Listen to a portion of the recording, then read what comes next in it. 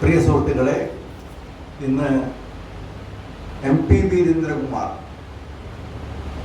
ഒരു സോഷ്യലിസ്റ്റും രാഷ്ട്രീയ പ്രവർത്തകനും, പക്ഷേ അതിലുപരി അദ്ദേഹം അറിയപ്പെടുന്നത് മാതൃഭൂമി പത്രത്തിൻ്റെ മാനേജിംഗ് ഡയറക്ടർ എന്ന പദവിയിലാണ്. അദ്ദേഹത്തിൻ്റെ ജന്മദിനം ഈ 22-ാം തീയതി ആണ്.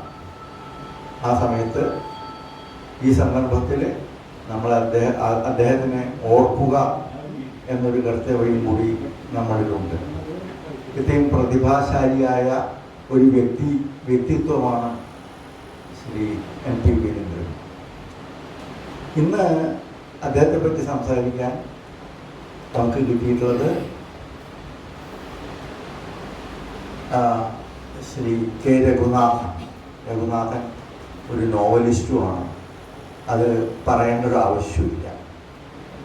മാത്രമല്ല, അദ്ദേഹം മാതൃഭൂമിയിൽ നീണ്ട കാലം ജോലി ചെയ്തിട്ടുള്ളതാണ്.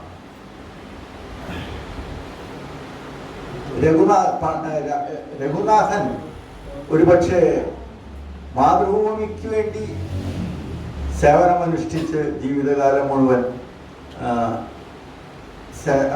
സേവനമനുഷ്ഠിച്ചൊരു വ്യക്തിയാണ്. പക്ഷെ ഇന്ന് മാതൃഭൂമി അദ്ദേഹത്തെ സേവിക്കുകയാണ്. കാരണം അദ്ദേഹത്തിൻ്റെ പ്രസിദ്ധമായ പല നോവലുകളും മാതൃഭൂമിയിലൂടെ വരികയാണ്. ഒന്നല്ല, ആദ്യം ആഴ്ചപ്പതിപ്പിലൂടെ വന്ന സീരീസും ഇപ്പോൾ മാതൃഭൂമി സപ്ലിമെൻ്റ്, അതായത് സൺഡേ സപ്ലിമെൻറ്റിലും അദ്ദേഹത്തിൻ്റെ ഒരു വൈലോപ്പിള്ളിയെ കുറിച്ചുള്ള ഇതിപ്പോൾ അവസാനിച്ചേ ഉള്ളൂ. ഇപ്പോൾ രഘുനാഥനില്ലാതെ മാതൃഭൂമി പറ്റില്ല എന്നുള്ള നിലയിൽ എത്തിയിരിക്കുന്നു. പലപ്പോഴും ജനങ്ങൾ വായിച്ച് ഈ കഴിഞ്ഞ 13 ലക്കവും മാതൃഭൂമിയുടെ സൺഡേ സപ്ലിമെൻറ്റിൽ വൈലോപ്പിള്ളിയെ കുറിച്ച് എഴുതുമ്പോൾ ഇപ്പം അടുത്ത് തന്നെ എന്നോടൊരാൾ ചോദിച്ചു, എൻ്റെ അടുത്തൊരു റിലേറ്റീവ് ചോദിച്ചു, എങ്ങനെയാണ് ഇദ്ദേഹത്തിന് ഇങ്ങനെയൊക്കെ തുറന്നെഴുതാനുള്ള ധൈര്യം?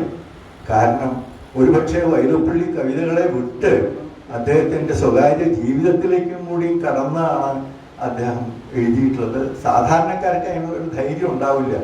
പക്ഷേ രഘുനാഥൻ അതിൻ്റെ വ്യക്തമായിട്ട് വളരെ കൃത്യമായി ആണ് അത് എഴുതിയിട്ടുള്ളത്. അതിൽ ഒരു തരത്തിലുള്ള ഒരാൾക്കും അതിനെ ഖണ്ഡിക്കാനോ അല്ലെങ്കിൽ വേറൊരു തരത്തിൽ അദ്ദേഹത്തെ വിമർശിക്കാനോ കഴിയാത്ത ഒരു നിലയിൽ അത്ര വളരെ ഭംഗിയായിട്ടാണ് അദ്ദേഹം ആ ജീവിതത്തെ.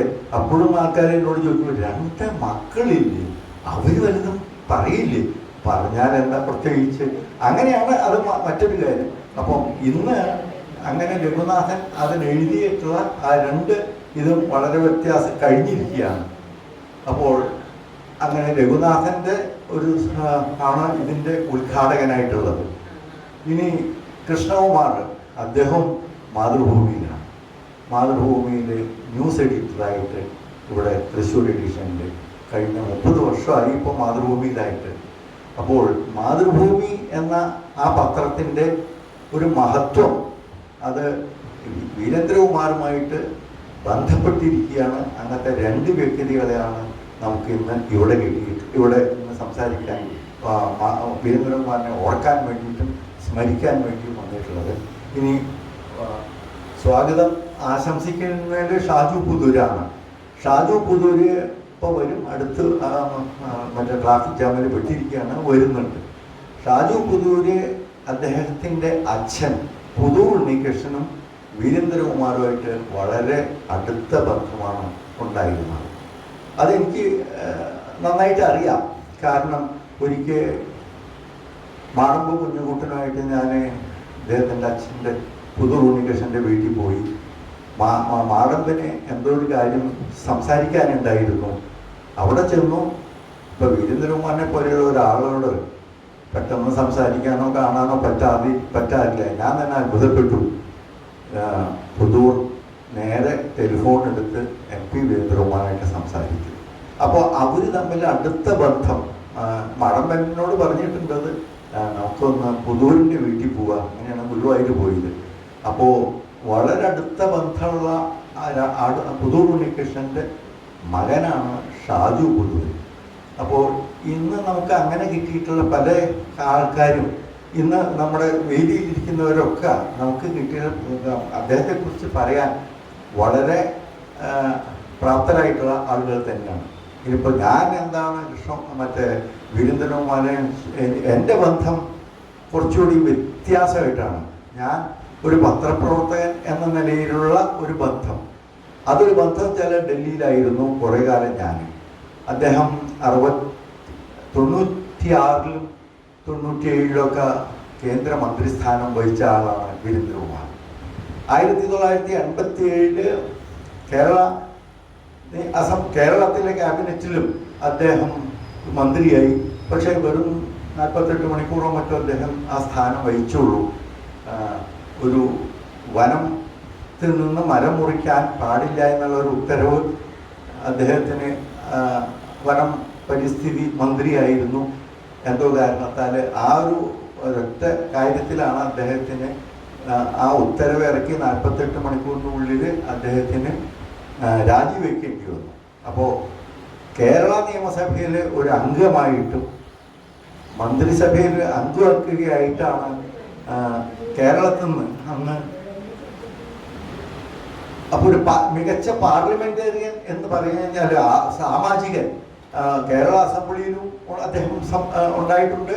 ഇനി 2004-ലും 2016-ലും അദ്ദേഹം കോഴിക്കോട് നിന്ന് ലോകസഭയിലേക്ക് മത്സരിച്ച് പാർലമെന്റ് മെമ്പറുമായിട്ടുണ്ട്. 96-ല് അദ്ദേഹം ദേവഗൗഡ മന്ത്രിസഭയിലും തുടർന്ന് ഐക്യ ഗുജറാത്ത് മന്ത്രിസഭയിലും അദ്ദേഹം minister of state for finance, പിന്നെ ഇൻഡിപെൻഡൻറ്റ് ചാർജ് ലേബർ മിനിസ്ട്രിയുടെ ഇൻഡിപെൻഡൻറ്റ് ചാർജുമായിട്ട് കേന്ദ്രത്തിൽ അദ്ദേഹം പ്രവർത്തിച്ചിട്ടുണ്ട്. ആ സമയങ്ങളിലൊക്കെ അദ്ദേഹം ഒരു കേന്ദ്രമന്ത്രി എന്നുള്ള നിലയ്ക്ക് അദ്ദേഹത്തിന് അവിടെ ഡൽഹിയിൽ ബംഗ്ലാവ് കിട്ടും. അപ്പം ഞങ്ങളൊക്കെ പത്രപ്രവർത്തകർ, കേരളത്തിലെ പത്രപ്രവർത്തകർക്ക് കേരളത്തിലൊരു മന്ത്രി എന്നുള്ള നിലയ്ക്ക് പ്രത്യേക ഒരു അടുപ്പമുണ്ടല്ലോ. ഇടയ്ക്കിടയ്ക്ക് അദ്ദേഹത്തിൻ്റെ വസതിയിലേക്ക് വിളിക്കും, ഞങ്ങൾ കുറേ സംസാരിക്കും, ഭക്ഷണം കഴിക്കും. അപ്പോൾ മാത്രമല്ല തൊട്ടടുത്തുള്ള IENS, Indian eastern news paper agency, അതിൻ്റെ പ്രസിഡൻ്റായിട്ടുണ്ട്.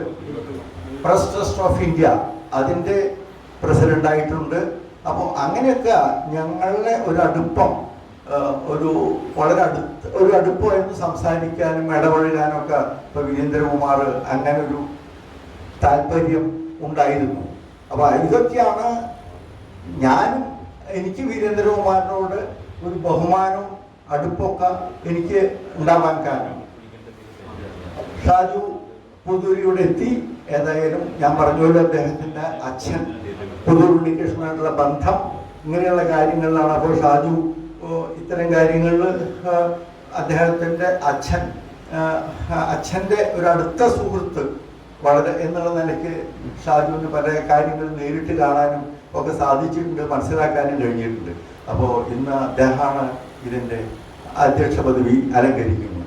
അപ്പോൾ നമുക്ക് കിട്ടിയിട്ടുള്ള ഏറ്റവും വലിയ 3 വ്യക്തിത്വങ്ങളുണ്ട്. നബീസത്ത് ബീവി ഇതിൻ്റെയൊക്കെ ഒരു അവലോകനം നടത്തി കൃതജ്ഞതയും പറയുന്നുണ്ട്. അപ്പോൾ ഇതൊക്കെയാണ് ഒരു ഇന്നത്തെ സ്വാഗത പ്രസംഗത്തിൽ നമുക്ക് ഒഴിച്ചു കൂടാൻ പറ്റാത്ത ചില കാര്യങ്ങൾ പറയണമല്ലോ, അതാണ് സ്വാഗതം പറഞ്ഞിട്ടുള്ളത്. ഇനി കുറച്ച് കാര്യങ്ങളും 2 വാക്കുകളുടെയും വീരേന്ദ്രകുമാർ. ഇപ്പം നമ്മൾ സാഹിത്യം എന്ന് പറയുമ്പോൾ വസന്ത മാഷൊക്കെ ഇരിക്കുമ്പോൾ പറയാറുണ്ട് ചങ്ങമ്പുഴയും അങ്ങനെ പല ആളുകളൊക്കെ തൊട്ടടുത്ത് നിന്ന് കേട്ട് അങ്ങനെയൊക്കെയാണ് നമ്മൾ കേട്ടിട്ടുള്ളത്. അപ്പോൾ നമുക്ക് തന്നെ ഒരു അത്ഭുതമായിരിക്കും ഇന്ന് ജീവിച്ചിരിക്കുന്ന ഏറ്റവും പ്രായമുള്ള, എന്ന് ഞാൻ പറയുന്നില്ല, സാനുമാഷയിലും പ്രായമുള്ള ആളാണ്. പക്ഷേ അദ്ദേഹത്തിൻ്റെ ഓരോ കാര്യങ്ങളും പറയുമ്പോഴും വളരെ അടുത്തുള്ള ഒരാളാണ്. അങ്ങനെ ചങ്ങമ്പുഴയൊക്കെ കാര്യങ്ങൾ കേട്ടിരിക്കുന്നതൊക്കെ പല കാര്യങ്ങളും അദ്ദേഹത്തിന് വസന്ത മാഷക്ക് അത് പറയാനുണ്ട്. ഇപ്പം നമുക്ക് ഇപ്പം എന്നെ സംബന്ധിച്ചിടത്തോളം ഇങ്ങനെ ഒരു വ്യക്തിത്വത്തിൻ്റെ ഉടമയായിട്ടുള്ള വീരേന്ദ്രകുമാറിനെ അടുത്ത് കാണാനും സംസാരിക്കാനും കഴിഞ്ഞിട്ടുണ്ട് എന്നുള്ളത് എൻ്റെ അത് മാത്രം എനിക്ക് എടുത്തെന്ന് പറയാൻ അത്രയേ ഉള്ളൂ സംഗതി. ഇപ്പം നമ്മൾ പറയുന്നത് പലരും മരിച്ചുപോയ പലവരെയും കുറേ കാലങ്ങൾക്ക് മുമ്പ് മരിച്ചുപോയവരെ നമ്മൾ ഓർമ്മകളിലൂടെയാണ് നമ്മൾ ഓർത്തെടുക്കുന്നത്, അദ്ദേഹത്തിൻ്റെ കൃതികളിലൂടെയാണ് നമ്മൾ കണ്ടെത്തുന്നത്, അവരെ കുറിച്ച് പറയുന്നത്. ഇദ്ദേഹം വളരെ അടുത്താണ്. ഇപ്പോൾ അദ്ദേഹം ദിവംഗതനായിട്ട് 5 വർഷമൊക്കെ ആയിട്ടുള്ളൂ. 2000-ലാണ് അദ്ദേഹം ദിവംഗതനായത്. അപ്പോൾ അങ്ങനെ ഓരോ കാര്യങ്ങളിലുമാണ്. അപ്പോൾ നമുക്ക് ഇത് കൂടുതൽ അദ്ദേഹത്തെക്കുറിച്ച് അദ്ദേഹത്തിൻ്റെ ആയിട്ടുള്ള അനുഭവങ്ങൾ, അദ്ദേഹം എന്ത് വ്യക്തിത്വത്തിൻ്റെ ഉടമയായിരുന്നു, എങ്ങനെയാണ് എന്നുള്ളതൊക്കെ അപ്പോൾ ഇതിൽ പറയും. 2 പേര് അദ്ദേഹത്തിൻ്റെ പത്രത്തിൽ ജോലി ചെയ്തിരുന്നതാണ്. മാതൃഭൂമി പേപ്പറിൽ 1977-80-കളിലാണ് അദ്ദേഹം മാതൃഭൂമി പത്രത്തിൻ്റെ മാനേജിങ് ഡയറക്ടറൊക്കെ ആയിട്ടുള്ളത്. ഉപരിപഠനത്തിന് ശേഷം അദ്ദേഹം അമേരിക്കയിൽ നിന്ന് തിരിച്ചു വന്നു. എന്നിട്ട് അവർ കുറച്ചുകൂടി അതിനു മുമ്പ് അദ്ദേഹം ഒരു തികഞ്ഞ സോഷ്യലിസ്റ്റ്. നമ്മളിപ്പോൾ രാഷ്ട്രീയം അദ്ദേഹത്തിൻ്റെ അത് ഒരു സോഷ്യലിസ്റ്റിൻ്റെ ജയപ്രകാശ് നാരായൺ, രാം മനോഹർ ലോഹിയ, അച്യുത് പട്വർദ്ധൻ ഇവരെയൊക്കെ ആശയങ്ങളെ പിന്തുടർന്ന് അദ്ദേഹത്തിൻ്റെ അച്ഛൻ പത്മപ്രഭാ ഗൗഡർ, അപ്പോൾ അദ്ദേഹം ഒരു തികഞ്ഞ സോഷ്യലിസ്റ്റ് ആയിരുന്നു.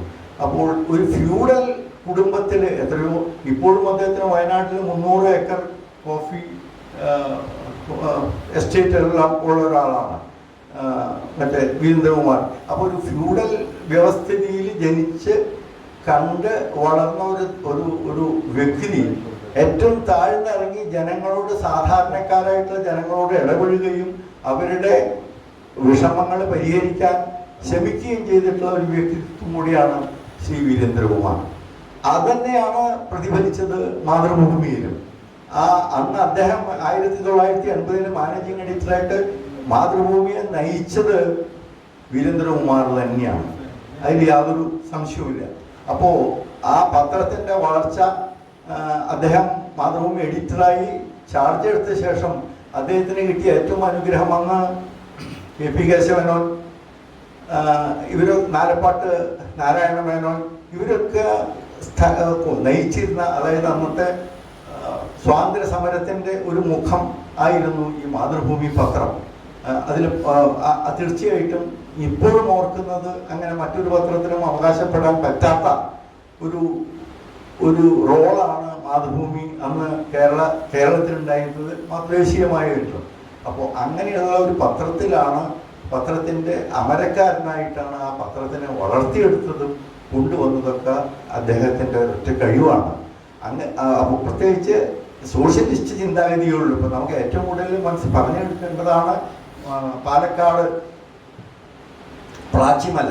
അതിൽ കൊക്കോകോള കമ്പനി അവിടെ ഒരു പ്ലാന്റ് സ്ഥാപിക്കാൻ വരുമ്പോൾ ഒരു ലോക ജല സമ്മേളനം വിളിച്ചു കൂട്ടിയതും ഇദ്ദേഹമാണ്. അപ്പോൾ അതിൻ്റെ പേരിൽ മാതൃഭൂമിക്ക് ആ കമ്പനിയിൽ നിന്ന്, കോർപ്പറേറ്റ് കമ്പനിയിൽ നിന്ന് എത്രയോ കോടിക്കണക്കിനുള്ള റുപ്യ ഒരു പക്ഷേ പരസ്യത്തിന് കിട്ടാതെ നഷ്ടപ്പെടുകയുണ്ടായി. പക്ഷെ അതൊന്നും അദ്ദേഹം വകവച്ചില്ല. അദ്ദേഹത്തിൻ്റെ കൃത്താണ് ജലം. ലോകത്തിൽ ഈ അടുത്തൊരു യുദ്ധം വരികയാണെന്ന് വെച്ചാൽ അത് ഒരുപക്ഷെ വെള്ളത്തിന് വേണ്ടിയായിരിക്കും എന്നുള്ളത് അദ്ദേഹം അന്നേ പ്രവചിച്ചിരുന്നു. അതിപ്പോൾ ഏകദേശമൊക്കെ അത് ശരിയായിട്ട് വരികയാണ്. ഇപ്പം നമുക്ക് നമ്മുടെ ഇന്ത്യയിൽ തന്നെ കാണാം, തമിഴ്നാടും കർണാടകയും തമ്മിലുള്ള കാവേരി നദീജല തർക്കം,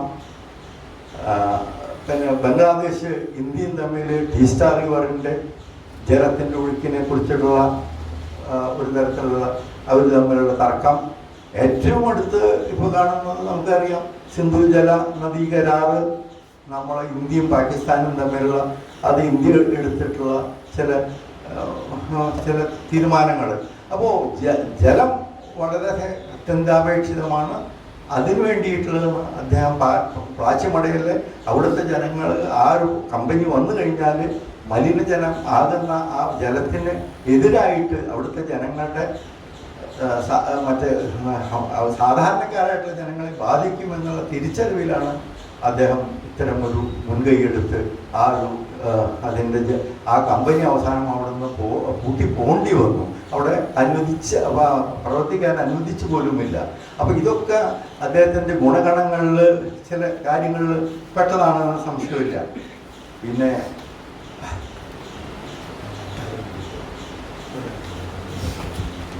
ഒരു ചെറിയൊരു ആമുഖം മാത്രം അദ്ദേഹത്തെ പറയാതെ കഴിയില്ലോ എന്നാണത്. പിന്നെ അദ്ദേഹത്തിൻ്റെ സാഹിത്യ രചനകൾ വളരെ നമുക്കറിയാവുന്ന കാര്യമാണ്. പ്രകൃതി, സാമ്പത്തിക ശാസ്ത്രം, ഇങ്ങനെയുള്ള മതനിരപേക്ഷത, ഇത്തരം കാര്യങ്ങളിലൊക്കെ ഊന്നിയിട്ടാണ് അദ്ദേഹം പല രചനകളും. ഒരുപക്ഷെ നമുക്ക് 106 അവാർഡുകൾ അദ്ദേഹത്തിന് കിട്ടിയിട്ടുണ്ട്. 106 അവാർഡുകൾ. ഈ അവാർഡുകളുടെ പേര് നമുക്ക് എടുത്താൽ പറയാൻ കഴിയില്ല. പക്ഷേ അതിൽ അദ്ദേഹത്തിൻ്റെ കേന്ദ്ര സാഹിത്യ അക്കാദമി, വയലാർ രാമവർമ്മ അവാർഡ്, ഇതൊക്കെ എടുത്തു പറയാവുന്നതാണ്. പിന്നെ പല ചെറിയ ചെറിയ അവാർഡുകൾ, ഞാൻ അവാർഡുകളുടെ നോക്കുമ്പോൾ എല്ലാത്തിനും ഒരേ പേരുണ്ട് അവാർഡിന്, പക്ഷെ നമുക്ക് നമ്മുടെ മനസ്സിൽ നിൽക്കില്ല. പക്ഷെ എണ്ണിയപ്പോൾ 106 അവാർഡ് അദ്ദേഹത്തിന് കിട്ടിയിട്ടുണ്ട് അദ്ദേഹത്തിന്. പിന്നെ ഇതിൽ ഏറ്റവും പ്രധാനമായിട്ടുള്ള കാര്യം, ഇത് അദ്ദേഹത്തിൻ്റെ ഈ ഹൈമവത ഭൂയിൽ അതിന് കേന്ദ്ര സാഹിത്യ അക്കാദമി അവാർഡ് കിട്ടിയിട്ടുണ്ട്. അപ്പോൾ അദ്ദേഹത്തിൻ്റെ യാത്രാ സഞ്ചാരം അത് കുറച്ച് ദാർശനികമായ രീതിയിൽ അദ്ദേഹം വിവേകാനന്ദനെയൊക്കെ തൊട്ട്, അങ്ങനെയാണ് ആ പുസ്തകത്തിൻ്റെ ഉള്ളടക്കം. പിന്നെ മറ്റൊരു പുസ്തകമാണ് ബുദ്ധൻ ജനിക്കുന്നു, രാമൻ്റെ ദുഃഖം ചില കോൺട്രവേഴ്സികളൊക്കെ പെടാമെങ്കിലും പെട്ടിട്ടില്ല. പക്ഷെ അദ്ദേഹത്തിൻ്റെ ഉറച്ചൊരു നിലപാടിൽ ഹിന്ദുത്വത്തിനെ കുറിച്ചുള്ള അദ്ദേഹത്തിൻ്റെ കാഴ്ചപ്പാടും വിശകലനം ചെയ്തിട്ടാണ് രാമൻ്റെ ദുഃഖം എന്നുള്ള പുസ്തകം അദ്ദേഹം എഴുതിയിട്ടുള്ളത്. പക്ഷേ ഇന്ന് ആണെങ്കിൽ കുറച്ചുകൂടി ബുദ്ധിമുട്ട് ആകെ കൂടി വിഷമിക്കുമായിരുന്നു എന്നൊരു തോന്നലും കൂടി ഉണ്ട്. അപ്പോൾ ഇതൊക്കെയാണ് അദ്ദേഹത്തെക്കുറിച്ച് പറയാനുള്ളത്. ഒരു യാത്രാസ്നേഹിയാണ്. അദ്ദേഹം മന്ത്രിയായിരുന്നപ്പോൾ, ലേബർ മിനിസ്റ്റർ ആയിരുന്നപ്പോൾ പല പല കാര്യങ്ങളിലും, ഇൻഡിപെൻഡൻറ്റ് ചാർജ് ആയിരുന്നപ്പോൾ അദ്ദേഹം പല കാര്യങ്ങളും കൊണ്ടുവന്നിട്ടുണ്ട്. അത് ഇവിടുത്തെ സാധാരണ ജനങ്ങൾക്ക് വേണ്ടിയിട്ടുള്ള ഒരു നിലനിൽപ്പായിരുന്നു അന്ന് മന്ത്രി പദത്തിൽ ഇരുന്നു കൊണ്ട് അദ്ദേഹം ചെയ്തിട്ടുള്ളത്. അപ്പോൾ അങ്ങനെ പല കാര്യങ്ങളിലും വെച്ച് വരുമ്പോൾ ഇനി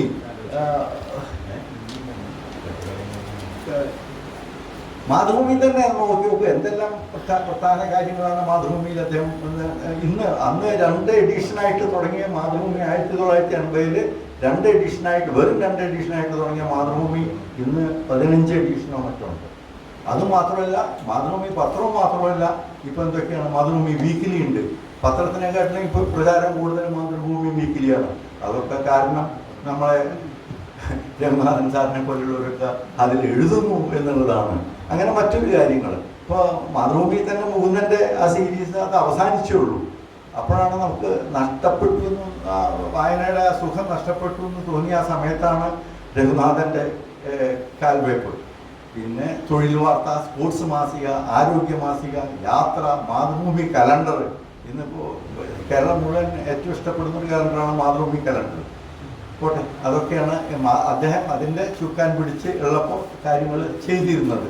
അപ്പോൾ അത്തരം ഒരു വ്യക്തിത്വത്തെ നമ്മൾ തീർച്ചയായിട്ടും ഓർക്കേണ്ടതാണ്. ഈ സമയത്ത് നമ്മൾ സാഹിതിയിൽ അതിനെക്കുറിച്ച് ചർച്ച ചെയ്യുക എന്നുള്ള, അദ്ദേഹത്തെക്കുറിച്ച് ഓർക്കുക എന്ന് പറഞ്ഞ വലിയൊരു കാര്യമാണ്.